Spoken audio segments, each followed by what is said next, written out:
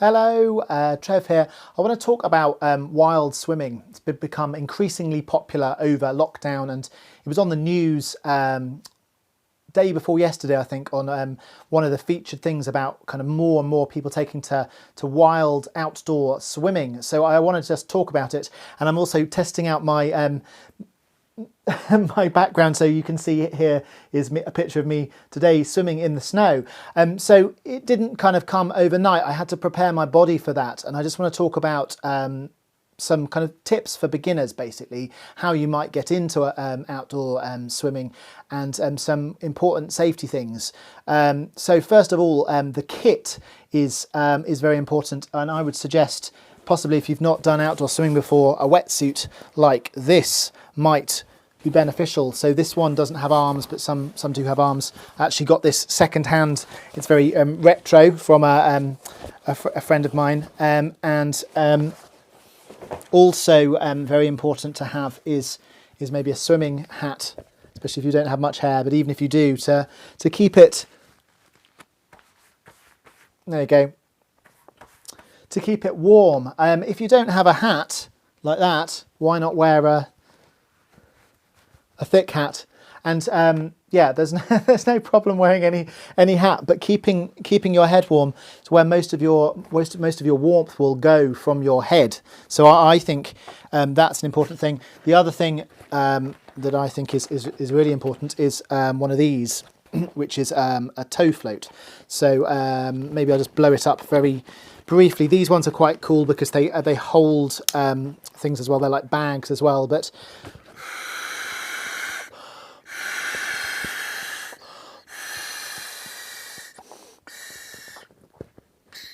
and these weren't that expensive. You can get all sorts of different ones, but £10, something like that, from eBay, and that attaches to your waist. It can act as a little kind of a little flotation device that you can kind of hold on to if you get stuck.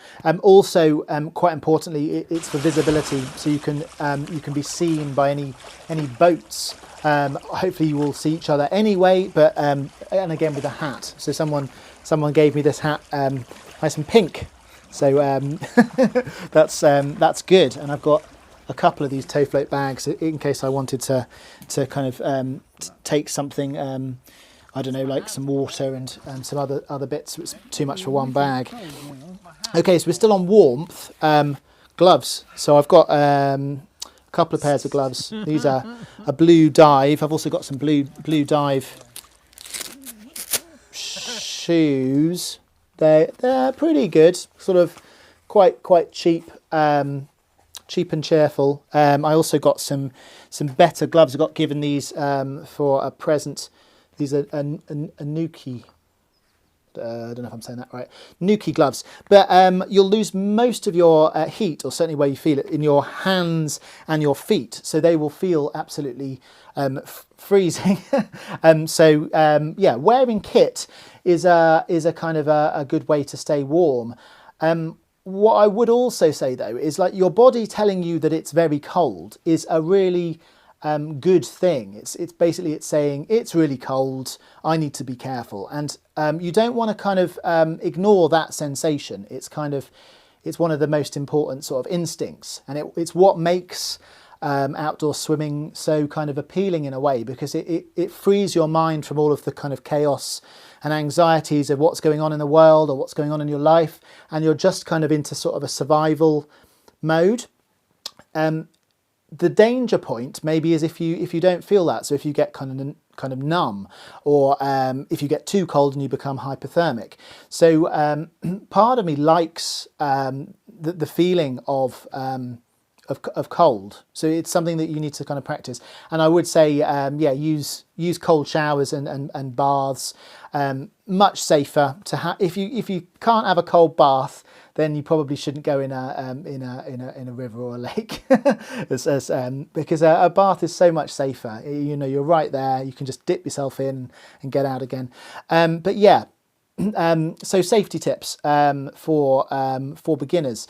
So I started wild swimming in summer, really. I mean, I've done a little bit over the years, but sort of not properly. And in summer was when I started, or certainly April, I think, last year. So coming up to summer, and then I just kind of carried on. So as the water temperature was getting colder, I carried on, and my body sort of got gradually used to it. But there's some key points that I take from my summer swimming. So first of all would be to always swim ideally with another person. So this is really hard with lockdown, but you only need one buddy really. So if you're swimming in a pair, that's great.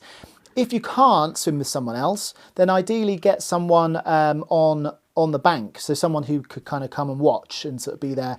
And it's not like they're going to do a life-saving rescue. It's more the fact that if something goes wrong, they can shout, they can call for help, and there's an element of safety in that. And also hopefully kind of, yeah, there's a safety in just sort of looking out for each other as well. If you're in a pair, then you'll kind of check in, say, oh, are you okay? And you might, yeah, you might say, well, actually, no, I'm really cold, I need to go back, or whatever. So just that kind of taking care of each other seems to come a bit more naturally than taking care of ourselves.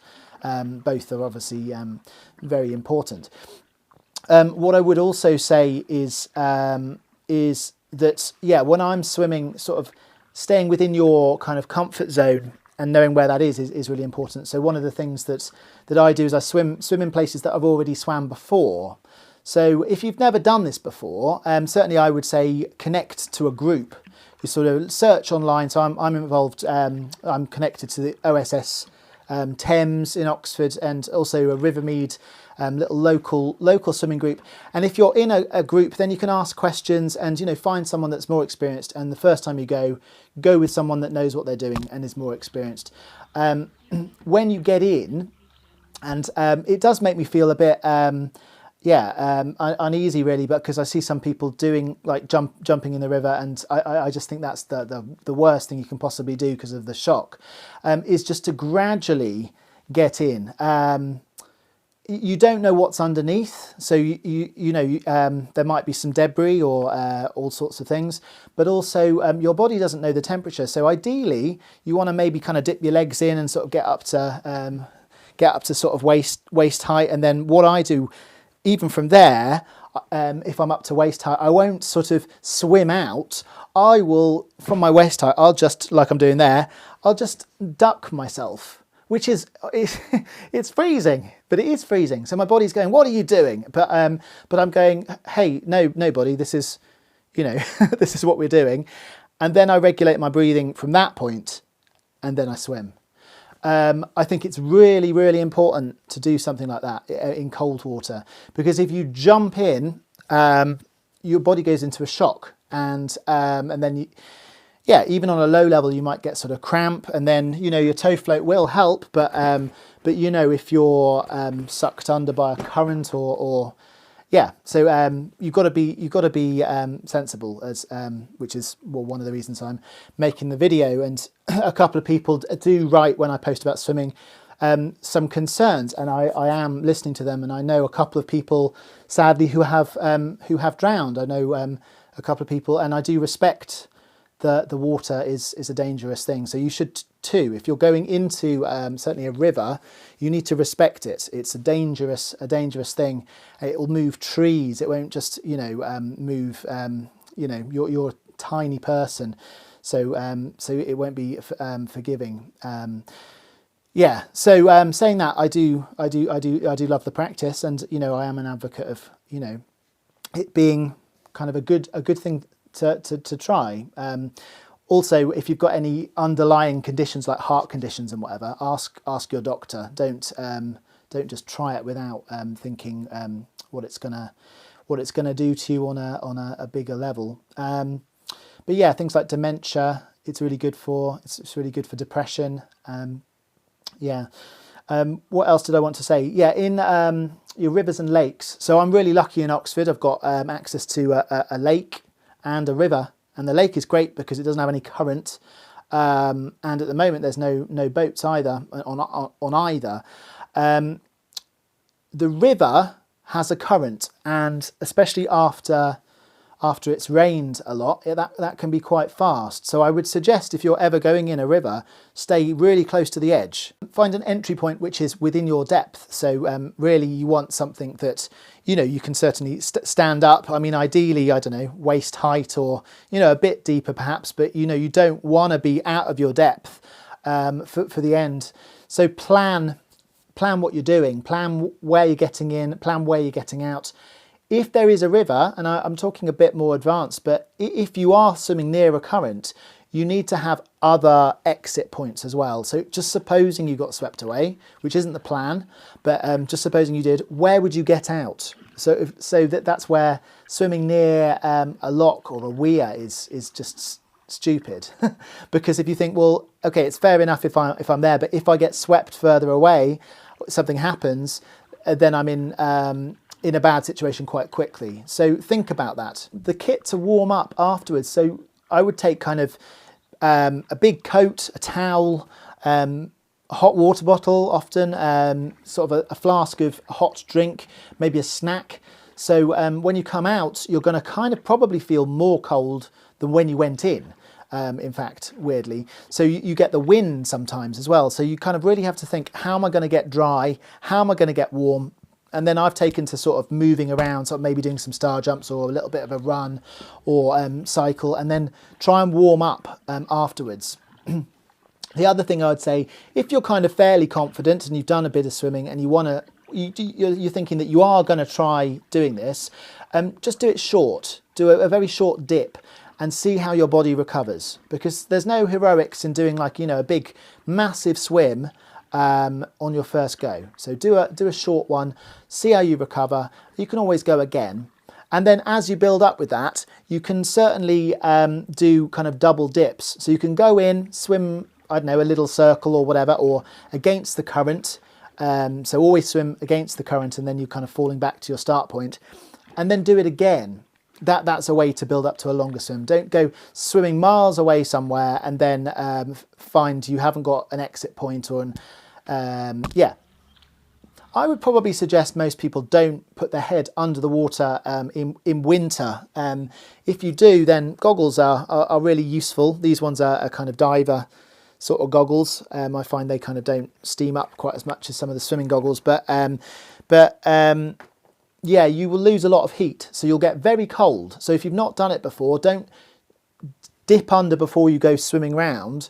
Try and do your little tiny swim round, come back and then duck under and see how you feel. Because certainly I did the other day, duck my head under and I'm freezing, sort of virtually straight away. So it depends on the water temperature and it depends on a few other things, but you might find that you get very cold very quickly with your head under the water.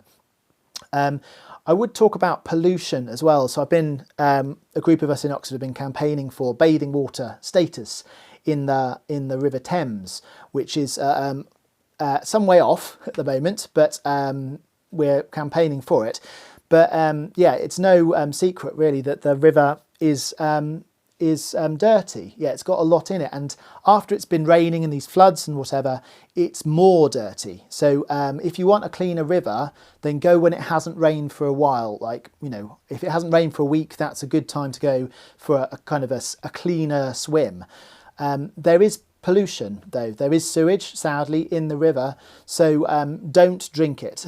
If it gets in your eyes or your mouth, then spit it out, obviously, and obviously wash when you get back. It's not clean water.